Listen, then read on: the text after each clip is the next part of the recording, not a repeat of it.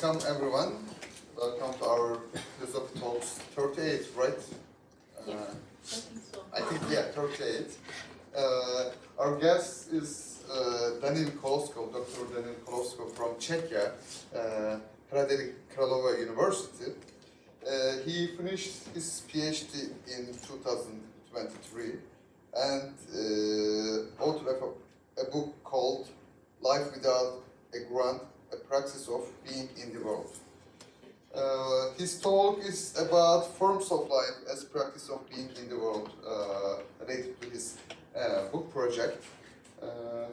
Welcome to our department. The floor is yours. Thank you so much. Can I speak in the mic? No. Okay. No, it's not active. Thank you very much for coming. Thanks, Kadir, for giving me this possibility. I'll go straight to it. So, what I want to discuss today is this question of the practices, because this is seemingly very clear, very familiar concept, and each of us could think of direct examples without taking too much time, yet it's also elusive because we name practices very different things.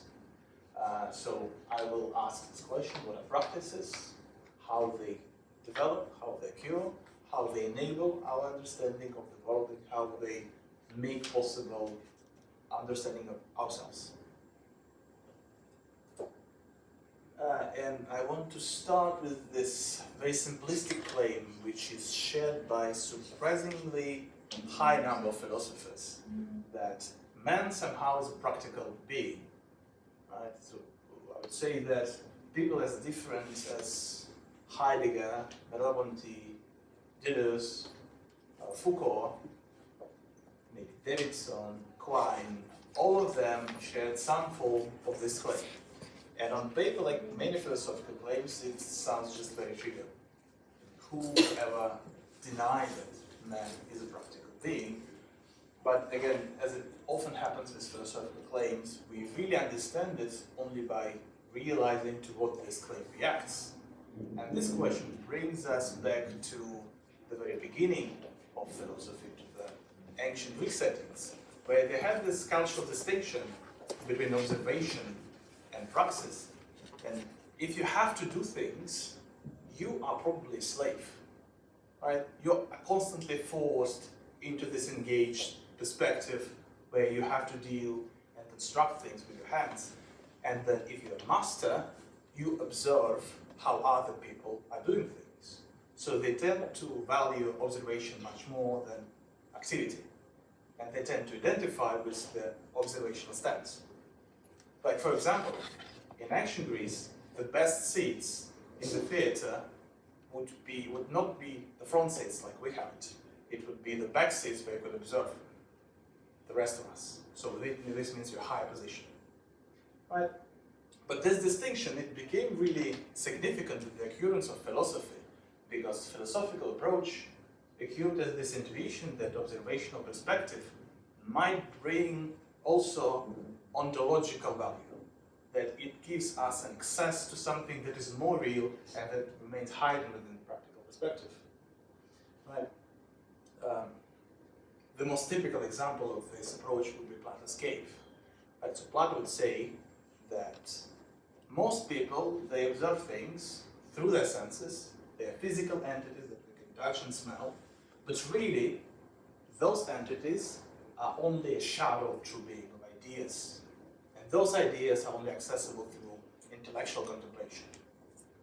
Those ideas, they're more fundamental, and they work as this ground upon which things present themselves. Right? So explanation in this sense would be to disengage, to start contemplate things, and this would bring us the hidden foundation of praxis. If we look from this particular perspective, then we will get to the things as they really are. And this has formed basically the single most influential presupposition of Western philosophy. Right? For ages, we used to identify ourselves with the cognitive disengaged perspective, B, take the explanation mean this very procedure where I take something from my world and then I trace it back to the foundation. That's what explaining means, basically. And if you take natural science, which still does this explanation as bringing everything back to the language of elementary particles, this is the very same logic. Now, I think that most of philosophers, most of major philosophers from the continental tradition, they have tried in one way or another to argue against this perspective by saying that, well, theoretical perspective upon which we learn to rely is really just a modality of praxis. It's not a view from nowhere. It's not like when we disengage, we lose the situated nature of our perspective. It still is situated, it still is embodied, and this situatedness imposes most important constraints upon our thinking. So we have to theorize, we have to reconceptualize, and the picture is John Dewey, who basically formulated the primacy of praxis thesis. Now, a recent contemporary philosopher, Mark Cochran, he formulated this basic pragmatic claim, and he thinks that every philosopher who considers himself a pragmatist, he shares this claim one way or another. And this is to say that, well, beliefs can only be ascribed as the pair of desires. If you don't have desires, you can have beliefs. Now, the simple illustration would be, I can believe that something is food only insofar as I'm capable of eating. If there are no eating, there is no food, naturally.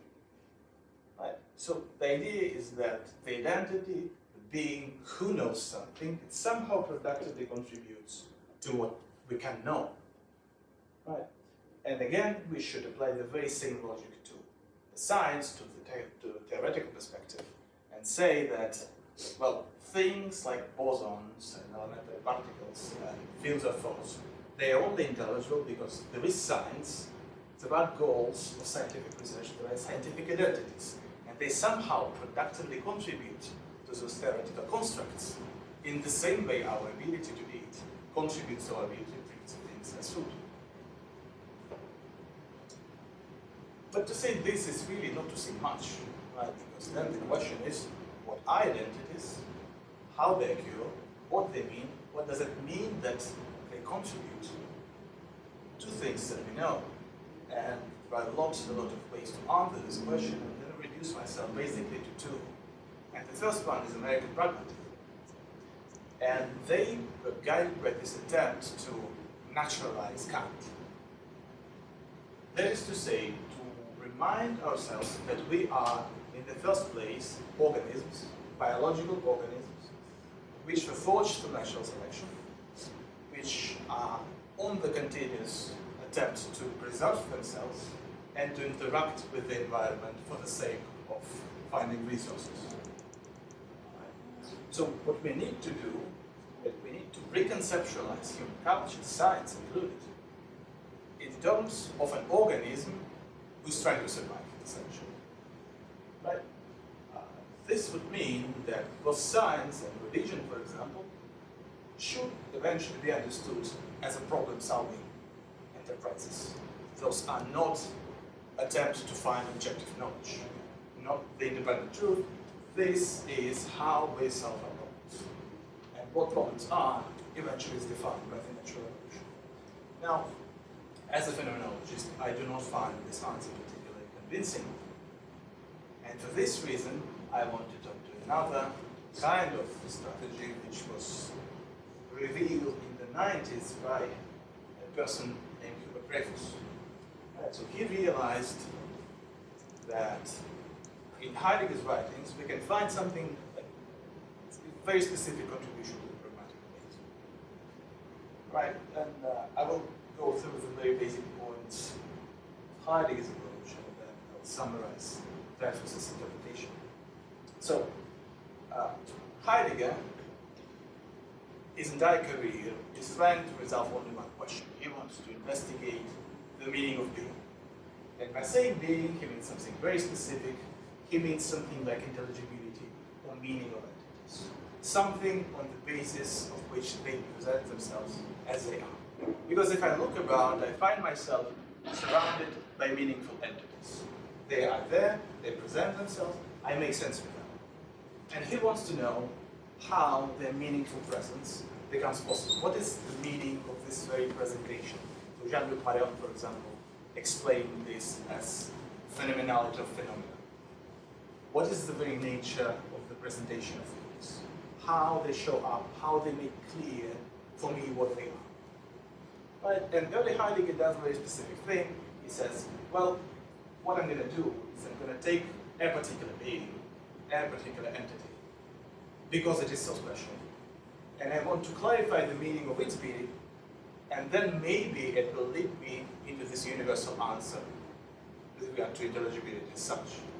So he takes human reality, which he was Dasein at this point, and he says, what is the structure of this being?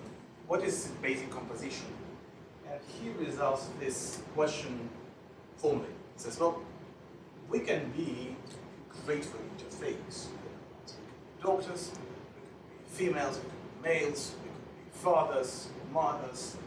None of those possibilities seems essential. You know, I can lose my job, would be quite unpleasant. I can lose my relatives, even more pleasant. Some places I can walk around my gender as well. Still me. Very upset, but still me. So what he wants to say from this is that maybe what exactly we do is not important.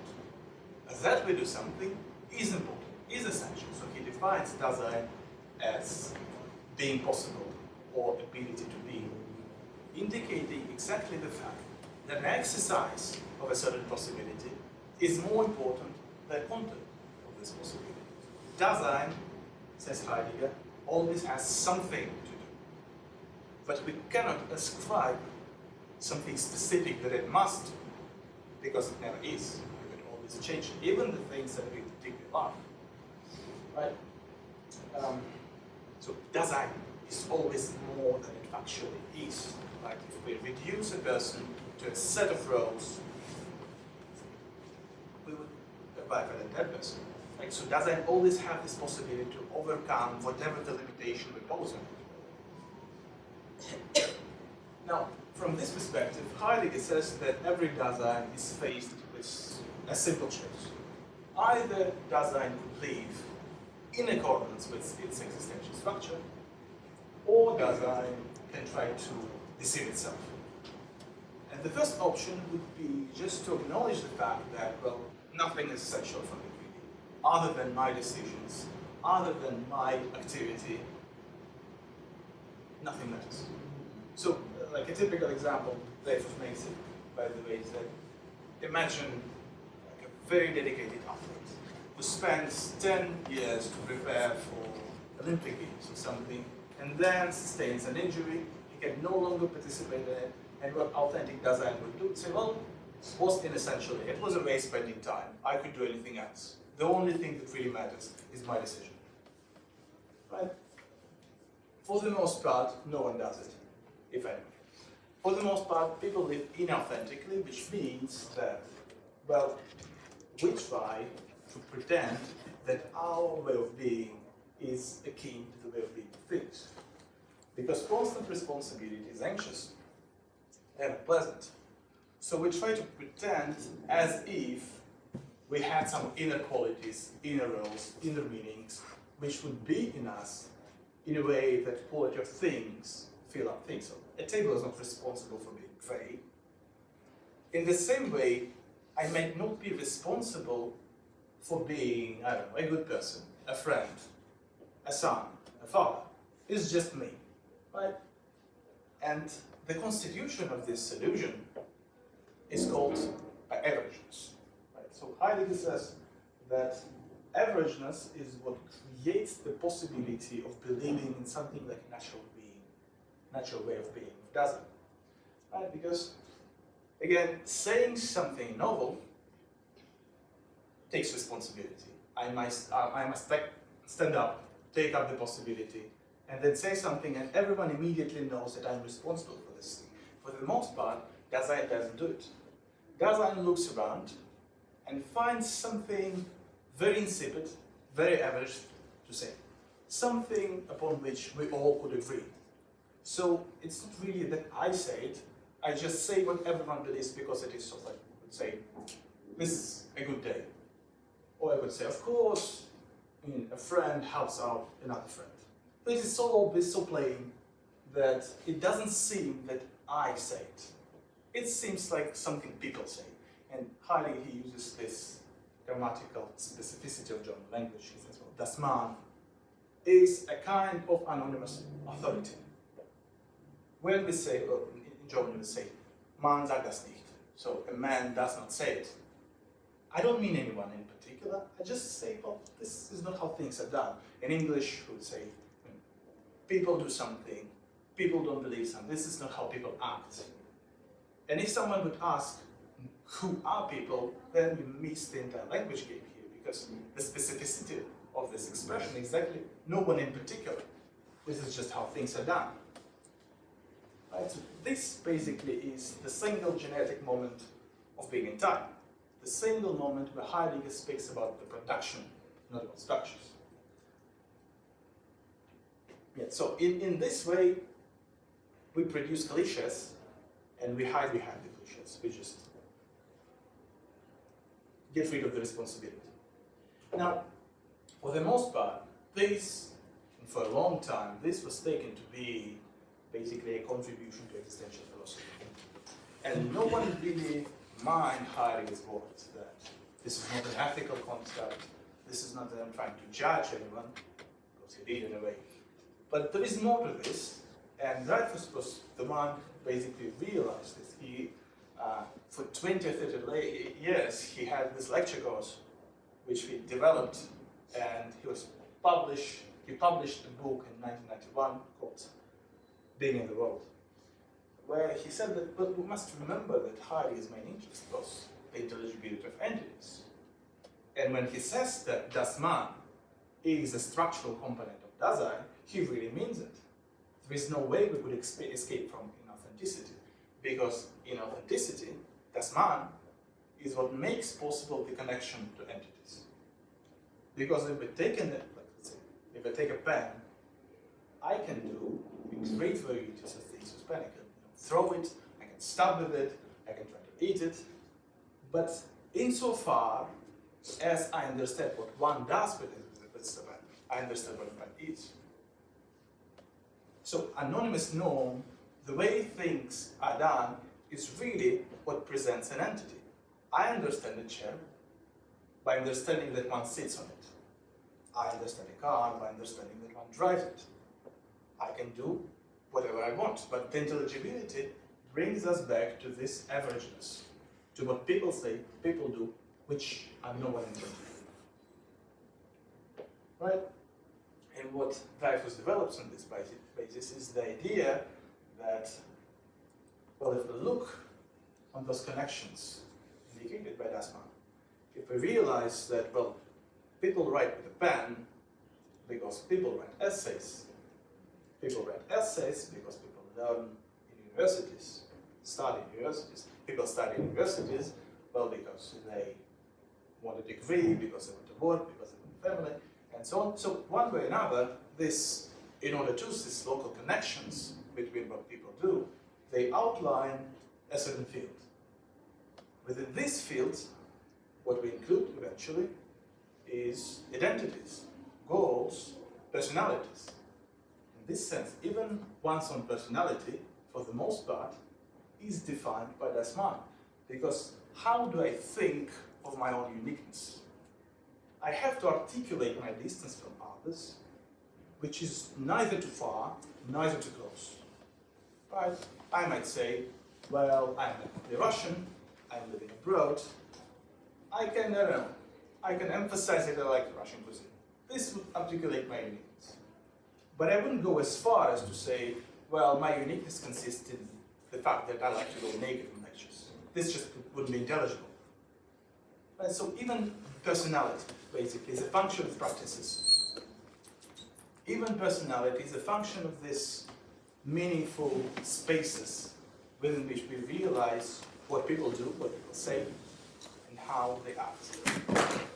And this is a very important thought for Dreyfus, because he demonstrates that Heidegger ends a particular tradition of philosophy. Because for centuries and centuries, the explanation was to take something and then bring it back to the universal beginning, to the absolute ground. So everything has a preceding cause. And one way or another, we must reach the bedrock, which would function as a fundamental exponents. Natural science would say that it would be natural, elementary particles and fields of force. So what Dreyfus emphasizes here is that practices, on the one hand, they operate as this region of intelligibility, the source of intelligibility. I understand things because I've been socialized into practices, because I realize whom I could be in my life. But practices themselves, they are ungrounded. Those are ways we happen to act because we are conformist creatures. We were looking around, searching for a cliché which could say something to us and disclose a way to be. So we end up finding a cliché, and practices that we have, they operate as a source of intelligibility, but themselves, they are not explained by anything further. They are contingent. We could have been born in a very different community, and we could have a very different identity. There is no fundamental explanation, rather than the fact that does I need something to do in its life. Now, I like this account a lot, but it remains riddled by contradictions. And the main problem here is that he wants to sit on two horses at the same time. He wants to take something which constitutes a very familiar part of our reality, which are practices, and which change over time. And we change them when we feel that we need to, and we create new practices. So he takes this part of empirical reality and ascribes to it a very strong transcendental function. They are region of everything, which makes the question of practical change unintelligible. If we understand everything based on practices, the change in practices is simply inaccessible to us, even if it happens, because on the basis of what we would realize that there is a change. And Dreyfus and his colleagues, they have some strategies to avoid this, at least 2 or 3, but none of them are eventually convincing, because what they are doing is a very straightforward methodological problem.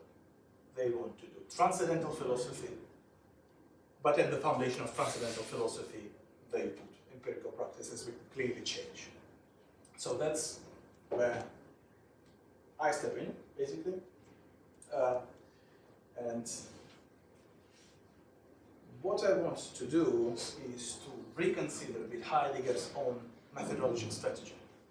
Because as it stands, it does not fit, it does not work when applied to empirical problems. And the main thing which I want to do is to reconsider the inauthentic, authentic vision. So instead of saying that we are faced with the fundamental choice to be or not to be ourselves, we could say that Dasein, understood as ability to be, has a natural tendency to maximize itself.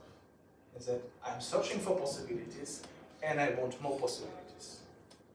I want to realize myself as the most expansive ecstasy in the world, most expansive being in the world. And from this perspective, practices is exactly what allows us to do this. So, suggestion is to think of practices as the places which maximize Dasein's ability to be. So, from this perspective, we could say that practices quite literally make sense, they produce it. This is not very clear at this point, but I do think that this is a very useful way of conceptualizing practices and especially tracing their genesis. Now, what I want to do is to see practices as a constellation of moods, which mutually outline one another, in a sense that any practical explanation would take the form of a person saying to me, well, you can do A because B would follow. you cannot turn to the left right now because there is an incoming traffic. And then those moves would pile up in a way that basically lets design be in particular way, allows the possibilities to be distorted. Now, I'll make a very specific example that I'm making. Just imagine that somebody is explaining the rules of a football game for the very first time, right? And the first possibility would probably be, this is the ball, this is your leg, you kick the ball inside the goalposts, which at this point makes almost no sense, because nothing follows. So the question would be, why would I do this? What is the point? And the answer would be, well, there is another person within the goalposts, and he will try to parry the shot with his hands. And at this point, already things start clicking, right? Because those possibilities, they really do outline one another. There is a productive interaction here, because neither they cancel each other out, nor leave each other interactionless. They limit one another in a way that allows a certain space to overcome the limitation.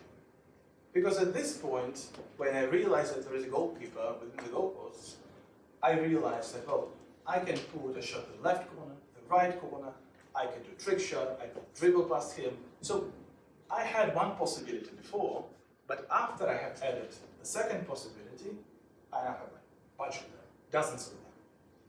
And those possibilities, they are very specific because they presuppose each other analytically. Right? The reason I can put a shot to the left corner is because I know that goalkeeper knows that I also do the right corner.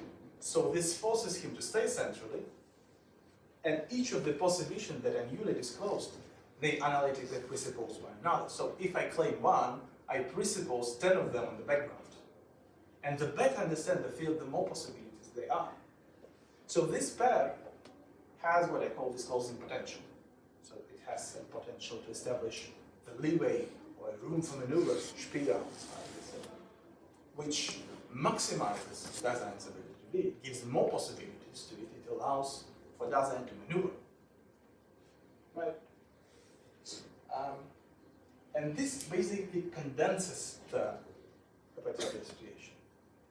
It riddles it with possibility. Because think about, desert metaphor, in that you have vast amount of space, but it makes so little sense because there is no friction, there is no interaction. It's basically single logical isolated possibilities.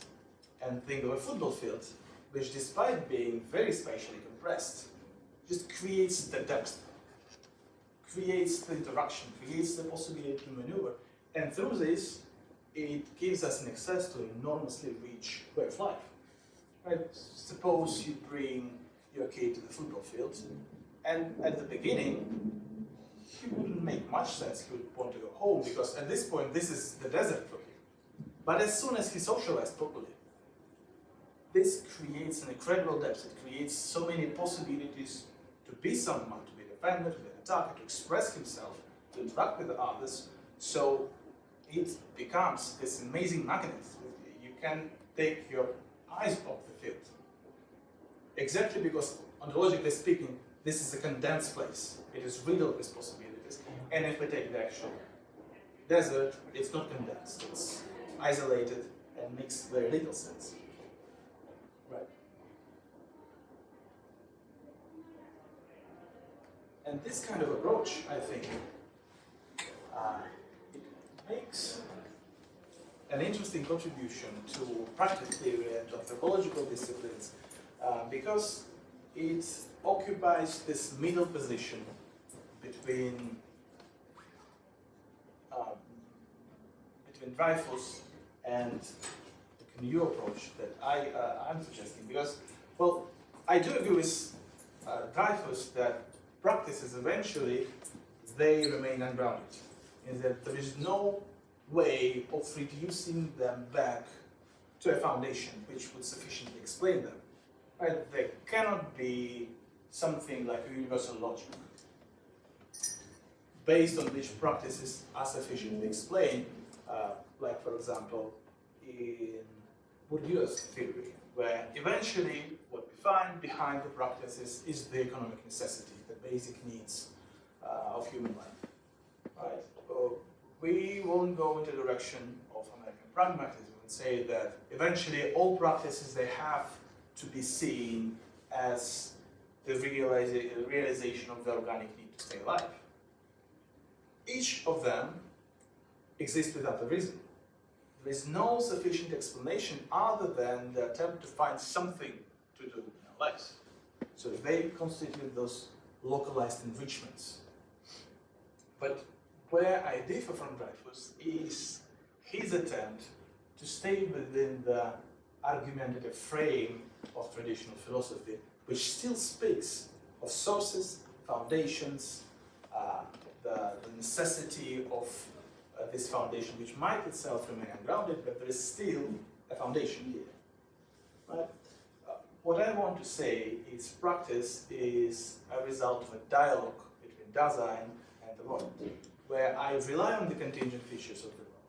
I rely on the fact that there is grass, there are balls, there is gravity to run around, there are economic necessities, there is the need to eat, but Dasein appropriates these necessities by realizing what one can do about them.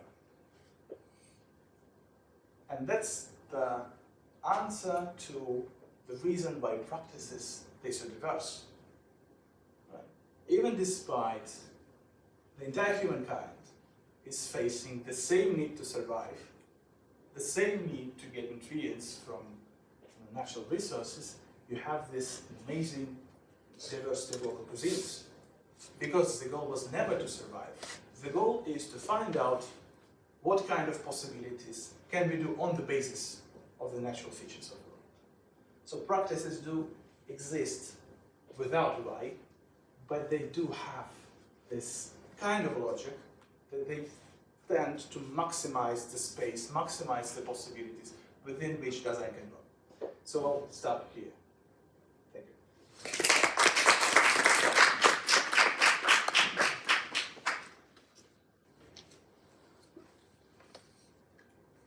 Any questions? Yes, we can ask him. I don't have to moderate the question and answer session. Any questions? Sure. Okay. Thank you very much for this presentation. It's really interesting, and I'm really sympathetic to it actually. Because I work on pragmatism, but from the American point of view, but more recent. In any case, so about your suggestion, so the setup was quite clear to me. About your suggestion with regards to, so basically you come up with two norms which allow practices to emerge. And these two norms are possibilities for Dasein, possibilities of realization of possibilities, and possibilities of maximization of possibilities. Would that be like a correct summarization? So these are like, if I may, like the highest norms that we can define, or this is your suggestion? I mean, yes, but I would treat those processes as, those two norms as part of the same process. Is that take any game, really, and take the need to change the rules. Because sometimes the game reaches this point where the balance is off and there are only closed winning patterns, let's say. And this really makes no sense. So we need to fix a little bit the rules so the possibilities will interact better and they would outline just, a more expansive room for maneuver in Dasein. And so because we need to do something and we are looking around, and practices is basically a way of incorporating us into those spaces that are meaningful structure. And it's part of this process to make sure that the space is still open, still allows for interaction of possibilities, for production of new possibilities. And for this reason, so every meaningful practice must stay indeterminate in a sense. It must not get reduced to similar winning patterns. Otherwise, it makes no sense why we participate in it. other than instrumental necessity. So, by the way, I agree with your criticism of, let me say, evolutionary normativity, which is somehow limiting and constraining and predetermining, would be predetermining the possibilities. As I take it, you take interaction to be fundamental, and if interaction is fundamental, what it takes for, so because Dasein or the human cannot not interact, so interaction is at the essence or the fundamental level of being.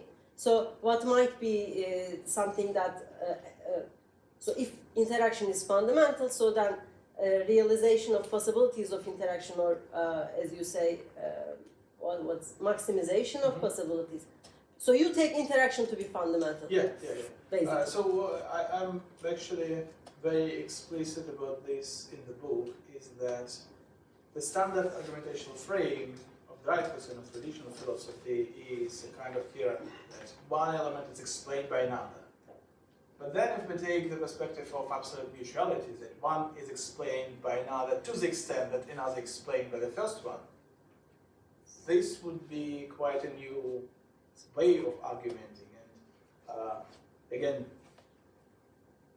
the meaning of a shot in a football is explained by the possibility of the goalkeeper to parry the shot, and the possibility of parrying the shot is explained by the possibility of someone taking it. So it's exactly the interaction that creates the leeway around those possibilities that is explanatory. So there cannot be a single element. It is explained to the extent it is explained by something else. It explains to the extent it is explained. Something like this. Yeah. So I am also thankful for this nice presentation. I wonder about the concept of foundation. You said without foundation, there is blind pragmatism.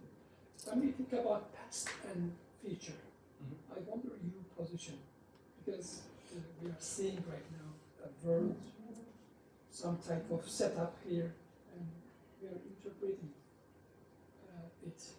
But when we imagine, for instance, a world which is deterministic, typical probably to Spinoza's one single unity, and each moment occurs based on previous actions, deterministically, what will be your answer in this case?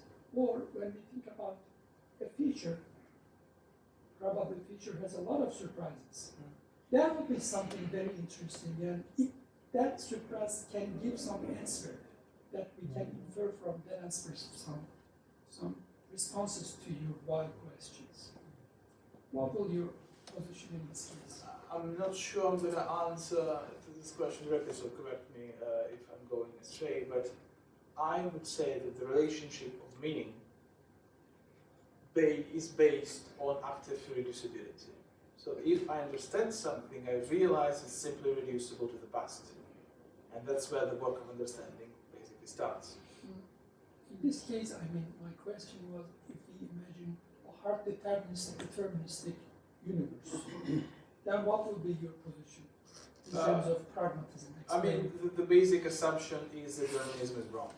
So, I mean, because the starting point of phenomenological research is, I wouldn't say lived experience, but somehow it is related to the fact that I undergo things and I have to trust basically my pre-reflective experience, and my pre-reflective experience tells that determinism is incorrect.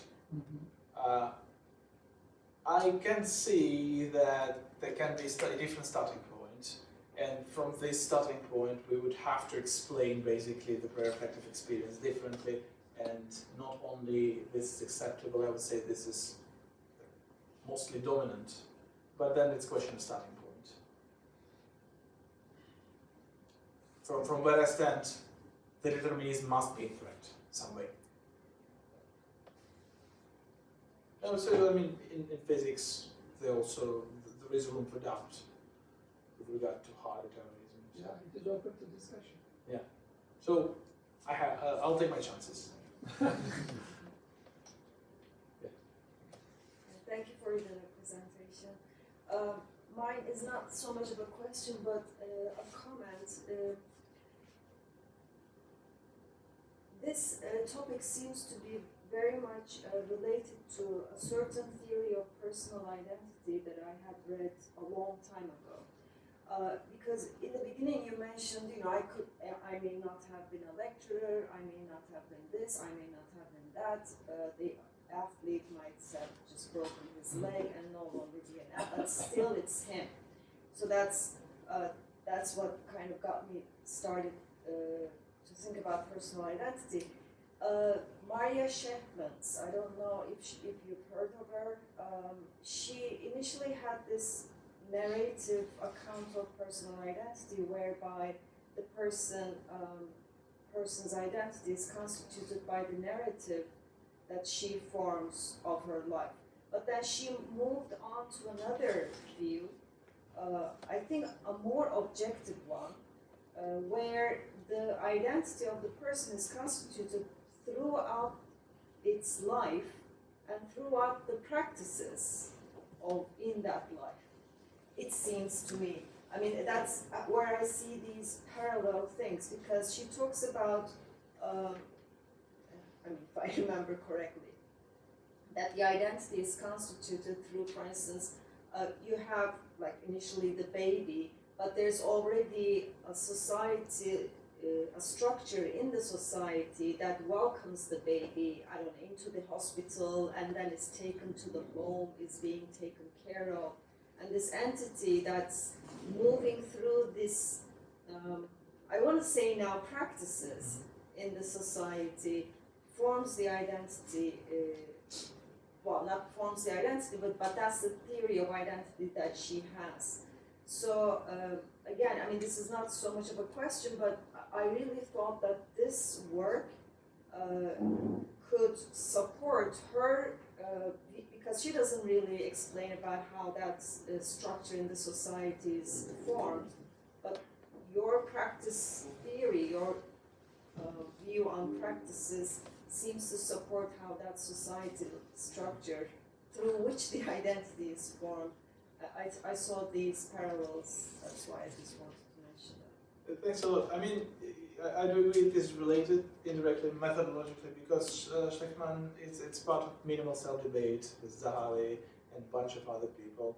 And what Zahavi does, he puts a very straightforward argument. I think he's on the same level as Heidegger, is that, well, we could imagine, basically, situations where you don't have a narrative, you don't have socialization, still some form of consciousness there is there. It would be too far to say that people with severe cases of dementia are unconscious of themselves, so there must be a possibility of consciousness without the higher level structures.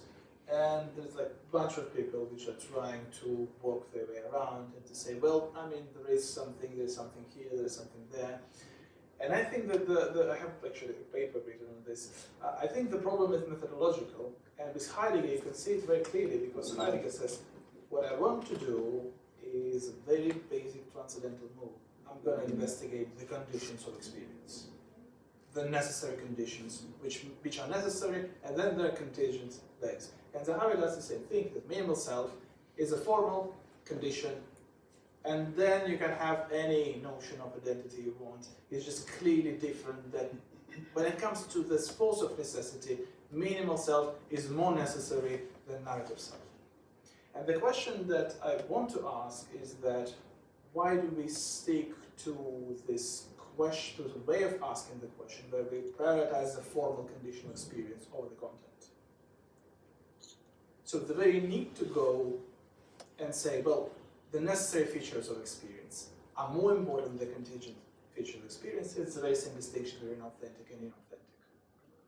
And instead we could go a more Merleau-Pontian way and say, well, we must realize that any necessary structure that we arrive at, it is based on the factual effort. So it will never be completely free from the factuality. And more than this, we must understand that it is part of our essence to be contingent, it is contingent for every in every essence that we arrive at is contingent. So when I say, well, Dasein is trying to maximize. You will make people to go to interact with others. I mean, political philosophy and the political questions, that they are a separate dimension, which is very interesting to me, but which I did not tackle in the book one way or another. But I think that basically there is this very simple intuition. I don't know, maybe it happened to you that sometimes, very often, when I say that I'm doing philosophy, people tend to ask, okay, so why do you do this? What is the point of this? And I usually say, well, for its own sake. I just like it. And I think this is really the only correct answer with regard to why we participate in most practices. The only reason is intra-practical.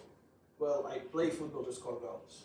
Or I do philosophy because I like Heidegger, I like the idea of being in the world. I think it could be applied to different further topics. So I don't think that there is a grand answer of why do we participate in practices. Like American pragmatism would say, well, because we are organic beings and we need to solve problems. I don't think it's correct. But then the question of political is a separate thing because it does bring practices together.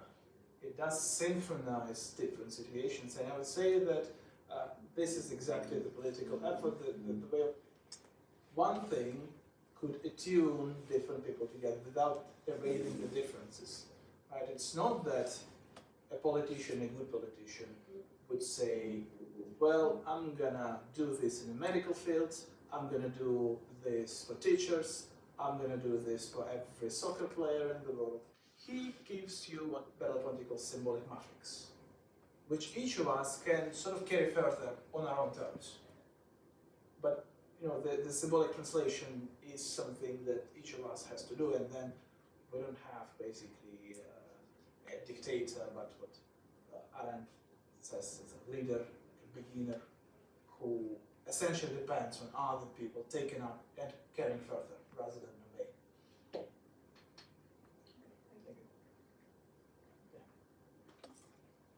Okay, I'm kind of get lost in the part that the relationship between limitations and practices. You said that limitations create possibilities, not practices, sorry, possibilities. And you said that the goal of practices wasn't to survive but discover the possibilities. So, my first question is whether the limitations or limits are necessary for possibilities. No, I think that interactive possibilities that are interesting for us because they lead us somewhere, they are productively limited by other things. Is that, you know, why it's not, it's technically possible to eat rocks. It's technically possible for me to scream out loud right now, or just run away. So all of those are possibilities. Those are just not interesting possibilities. They are not intelligible. And those that are intelligible, they are basically, they are aligned against other possibilities. They lead to something meaningful. Like I do this presentation, this leads maybe that, well, who knows, maybe we'll establish some research connections and we will do a project together. So this makes sense because there is this movement forward, because it is situated. And if we look at this particular connection between two meaningful possibilities, we see that, well, they limit each other in this special way that each of those possibilities can sort of like work around the limitation, right? Because, well, I'm, for example, I'm presenting the lecture. I cannot really, you know, send you the details with 3 bullet points. Makes little sense. I also, you know, can just not show up, but then I show up. I explain somehow the things I think are relevant, not in a perfect way. You understand them somehow as well. And then we have the possibility to have the conversation.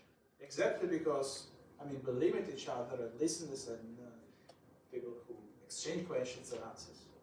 So limitations create interaction. Yes, the limitation creates the room for maneuver. The way I could surpass the limitation. Okay, can we imagine possibilities without limitations then? I mean, at a certain point, I guess not, but we can imagine such crude limitations that would really make no sense. Because, okay, tell me any move that you could think of, and naturally it would have to be outlined against something else. Right? Everything has to be situated, everything needs context. You need horizon to everything. You can have like an isolated causal perception of everything. Right? So one way or another, you have limitations, you have interactions. Like this room is limited by other rooms. If you think of a planet, it somehow is outlined by cosmos, so it's the natural feature of perception. It's just the most meaningful possibilities and moves, they are densely situated within other possibilities. Is that it could really lead you into the space which is outlined, riddled by possibilities and moves. Does that make sense?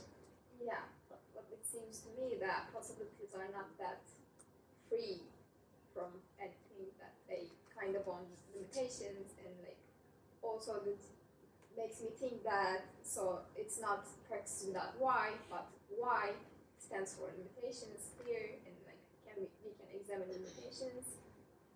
Then maybe we can find the reason behind our practices. Yeah, I mean, that we need to eat food is a limitation, right? We have a particular organic composition, we need to eat some energy, and then look at the diversity of cuisine. Like, how many people do you know they eat just for the sake of, well, I need some calories, I'm going to eat some calories, that's it.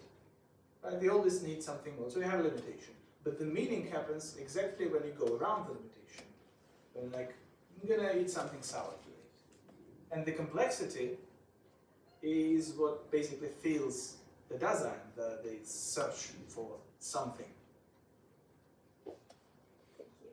And thank you for your talk. It was Thank you. awesome. And there is this. Okay, thank you for the nice talk, Dr. Koloskov. Well, my question is about the main thesis of this talk, and also, this talk, of course, is connected to phenomenological aspect, and also main idea of phenomenological aspect. So generally, as you said, you consider theory as a modality of praxis, and also you especially emphasize the primacy of praxis over theory. Yes, this seems very nice idea, because especially when we look at the history of Western philosophy, they especially when they emphasize the primacy of theory over praxis, these destroy many things.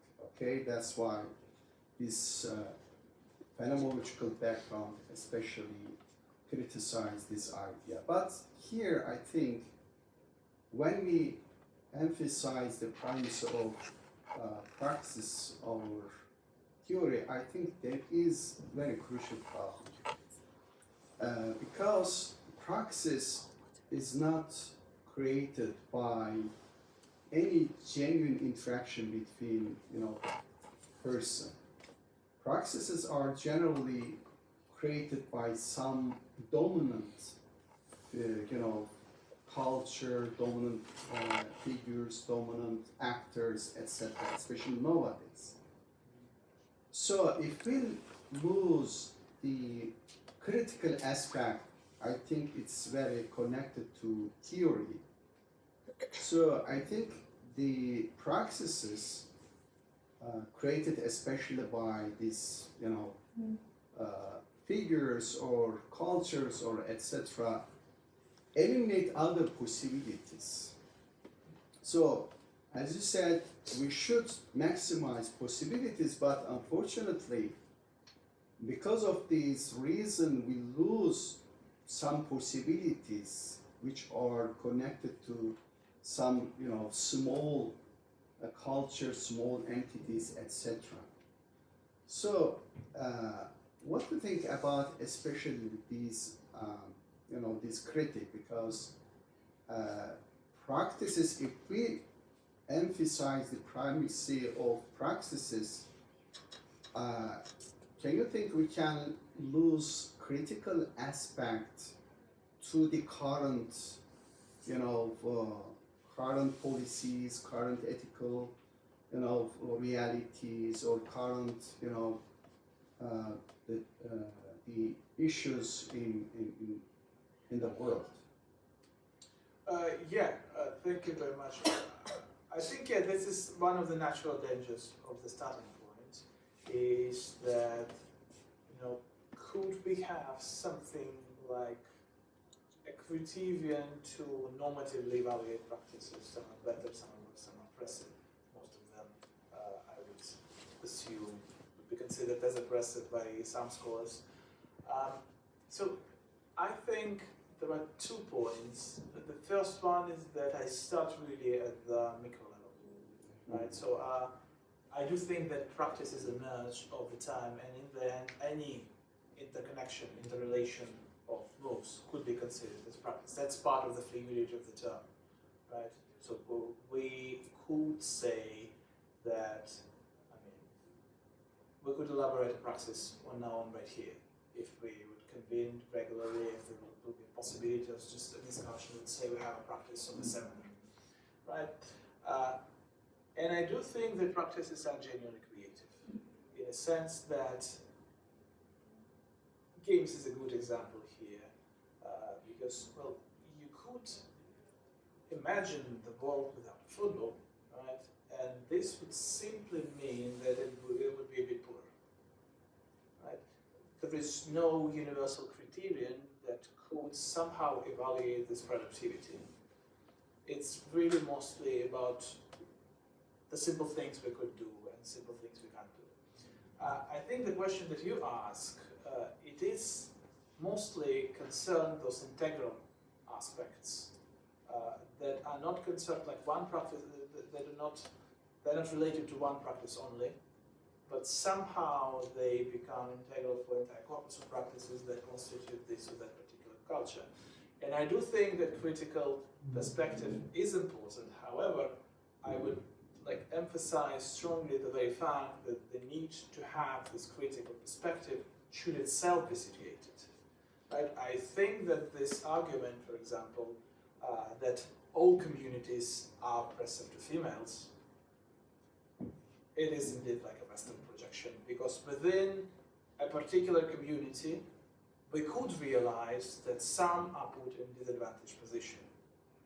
But this really relies particular set of backgrounds, particular set of problems, which are not transferable to other settings. So we could imagine that some groups of people would be living their best life or acceptable life, which if transferred to different setting would constitute a blatant case of oppression. So I'm not denying the possibility of oppression, I'm not denying the need for political action. I do think that this political action should itself be understood as a possibility of any given community, which it has to realize is set according to its internal norms. I don't know if it makes sense. Yeah, but even in you know, small contacts or minimum contacts, the practices cannot be produced by genuine interaction. Genuine is very crucial, because being genuine doesn't accept any authority within this interaction, because we are equal and we together produce praxis, and then, in this praxis we maximize possibilities, etc. But if the limit of the praxis is determined by some, authorities or some,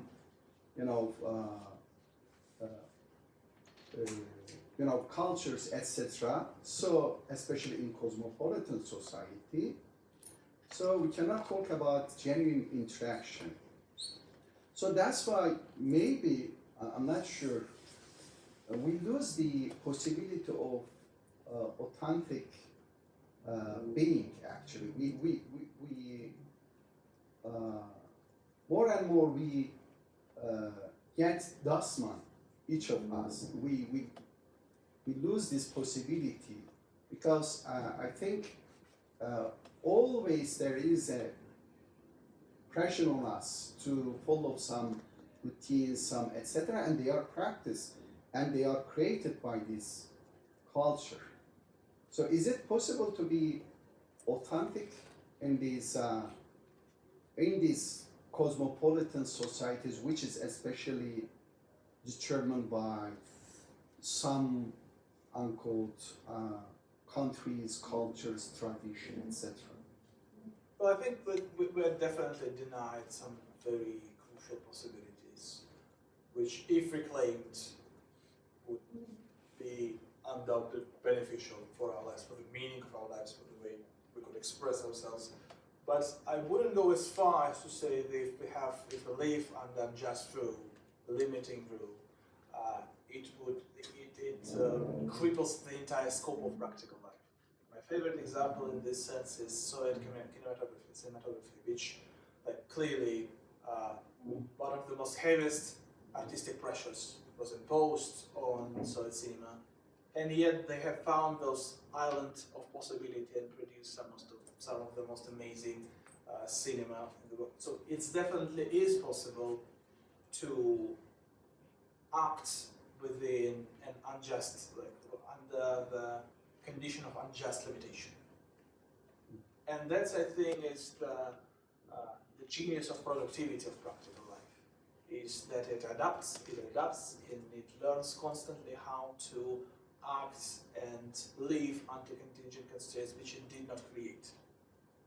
In a certain sense, there is not such a big difference between the organic needs that are imposed on us by the very simple fact of our contingent being in the world, and the fact that, well, someone may seize power at a certain place and say, well, now the rule is everyone has to wear hats. I would assume it might give a start to a very interesting hat culture. There is no reason to assume that, well, because the beginning is unjust, nothing good can come out of it. Okay, thank you. Thank you. Thank you very much for the questions. Yes, I think it is the end of the May I questions. ask another? Last question. May please. I? Yeah, so maybe related to Erdal Hocam's question. So I think your account may have two consequences or two more things that you might have to admit, and I'm curious whether you are sympathetic to them. One of them is process ontology or process metaphysics. And the second one would be, and some questions came up, taking institutions as agents that interact in the ways that you describe, maybe not fully to the extent of the Dasein, I'm not sure, but it's not only institutions, because institutions act, they interact, and they create some practices, and they have some sort of autonomy, which is beyond, above the Dasein level. There seems to be a social level where we get these interacting social processes, actually, I want to say, and they have possibilities of interaction. Therefore, you can, so for instance, religion is not merely something that individual people interact with, but as a body acts as a whole agent, or you can take corporations, you can take nations. These are emergent social entities that also interact in the maybe ways that you described. So maybe two different consequences. I'm curious about your position. Process ontology is interesting. It's just I'm very cautious about using the term because I think it could mean great variety of things, and some of the things I really don't understand because of my lack of background. But I am sympathetic to this idea. Yeah. And the second thing, I would think of institutions as settings in the first place. Right? It's difficult for me to think about an institution that acts, but in terms of mediating and creating the possibility of action, that's 100% yes, sure, and that institution is irreducible to individual agents, absolutely agree with that. And, so they create consistent possibility of action, which then creates another possibility of action, then they structure a niche which has not been anticipated and which keep producing agents rather than being produced by them. But to a certain extent, this is all. I think now we can add to our call. Thank you very much for Thank you listening. so much, Daniil.